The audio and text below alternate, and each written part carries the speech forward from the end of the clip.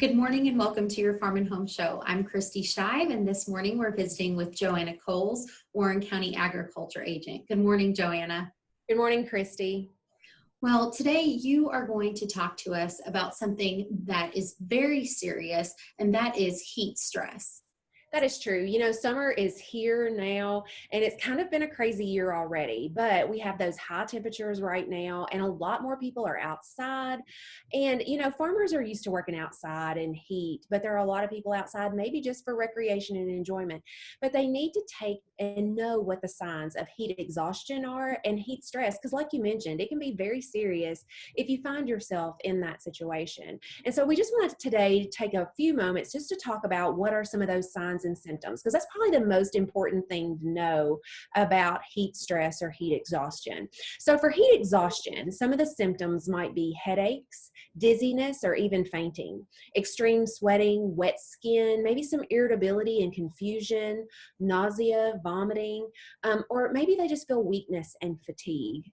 Fast and shallow breathing, those are all examples of heat exhaustion. And so maybe we've been out in the heat too long, we need to take a break, go inside, make sure you stay hydrated. That's probably the most important thing, is make sure that you're drinking water about every 15 minutes. And that might seem excessive, but if you think about if you're outside and you're sweating, you're losing a lot of that moisture. You really need to hydrate and keep drinking water. Joanna, I have always heard that you should never wait until you're thirsty to take a drink, because by then it might be too late. Absolutely, and that's one of the signs, Kristi, is if you're thirsty, you might already start suffering some dehydration, and so you certainly want to drink, and that's a telltale sign. And one of the things is just understanding your body and taking those cues. I know I get out there, I get busy, I'm trying to get all these things accomplished, and a lot of times I don't listen to my body, and so your body will kind of tell you and give you cues on what you need to do.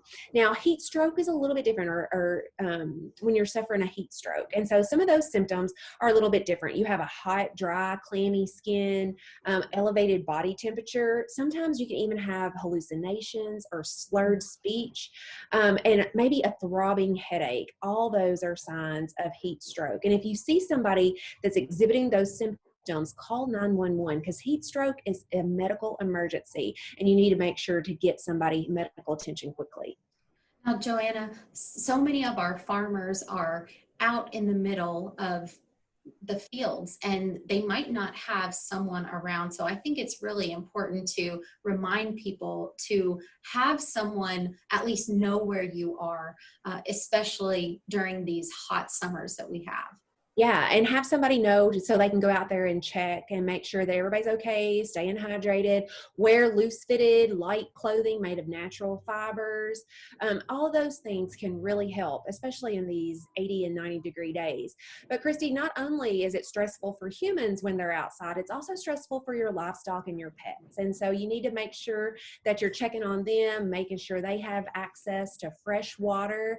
When water gets over 80 degrees, a lot of times the animals will stop drinking it. So making sure that they have plenty of access to fresh water, shelter, and then just monitor the weather and make sure that you're aware of some high temperatures that are coming up. And we actually have a website where you can go and look and see the chances of risk for your livestock and heat stress.